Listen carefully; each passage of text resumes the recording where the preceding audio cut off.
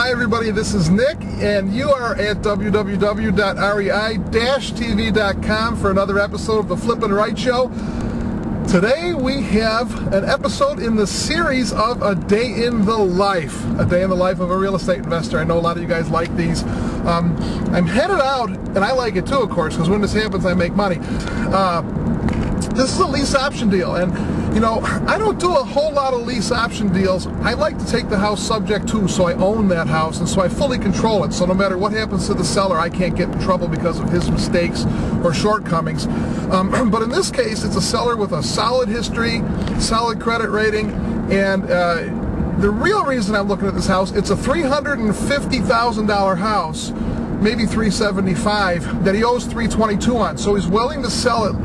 He's willing to sell it for what he owes, but I don't want to buy the house. So we're going to lease it with an option to purchase. And in a lot of cases, I take this house subject to, where he'd sign it over to me. But I don't really want it subject to because of the market right now. You know, the subject to houses, when you take a house subject to, you take it forever.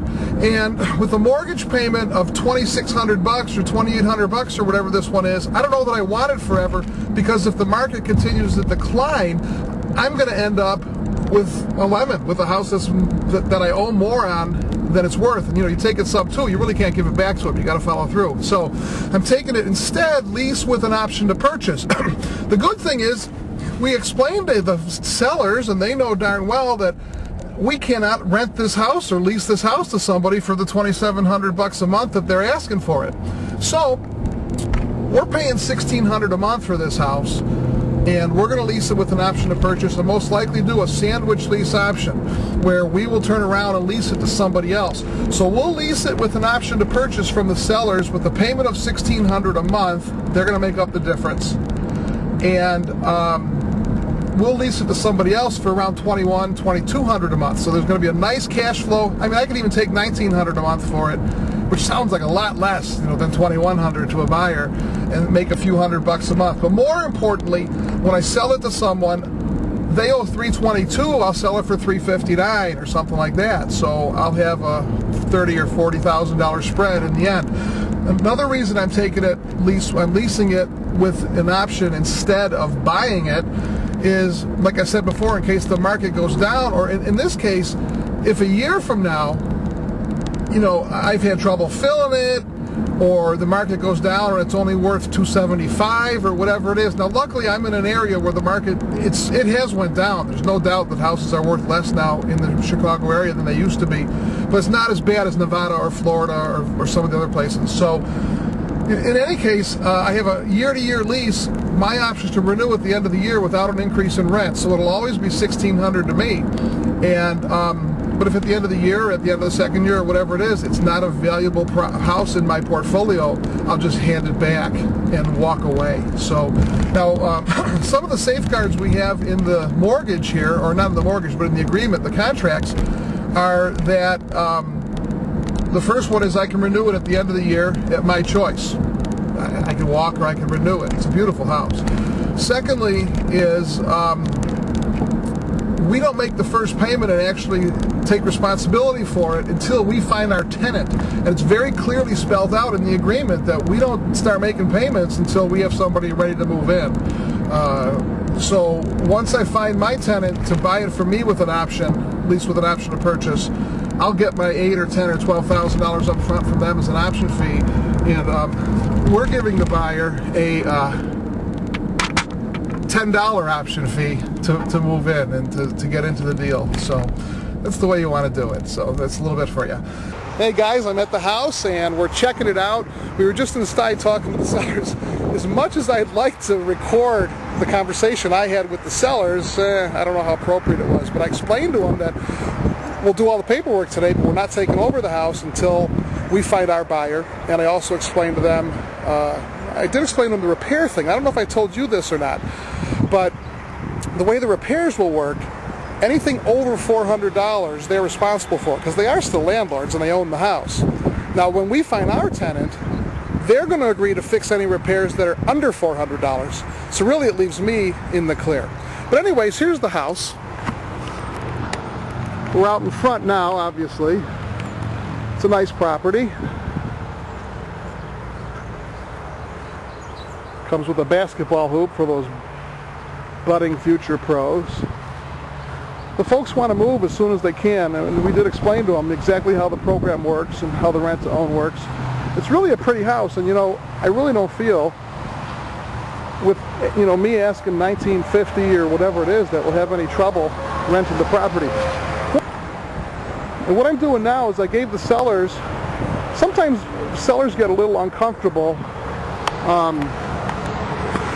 Sometimes I find that sellers get a little uncomfortable if I sit there watching them read the contract. So I always ask, do you want me to go through this contract with you? I don't call it a contract, I call it the paperwork or the agreement. But do you want me to go through the paperwork with you step by step and explain everything to you? Or do you just want me to give it to you and let you read it?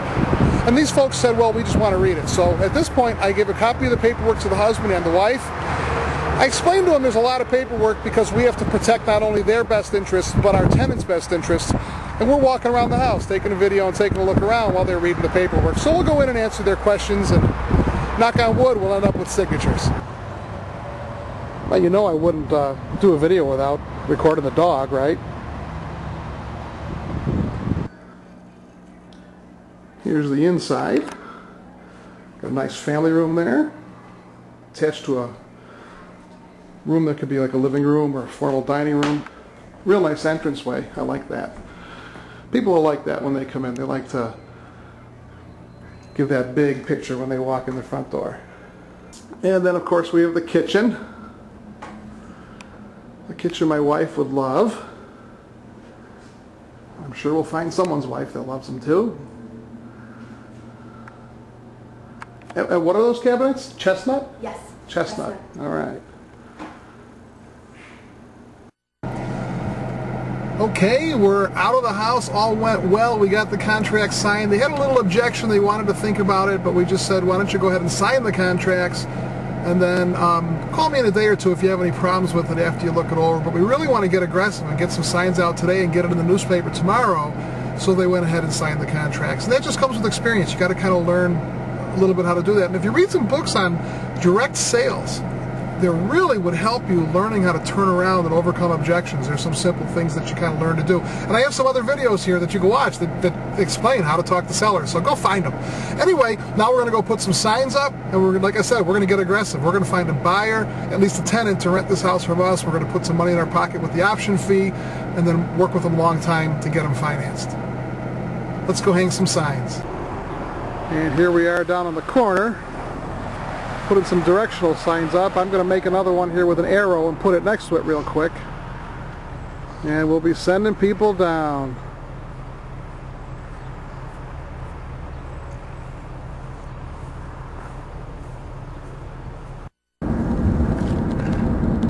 Well, there you have it. The contracts are signed. Right there. The signs are up back there. And we got ourselves a deal. Now we're going to advertise heavy. We're going to advertise on Craigslist, on our own website, in signs. We're going to advertise in the newspaper, and we may even do a mailing to the area around the house to fill this thing. Maybe send it out to some apartments and stuff.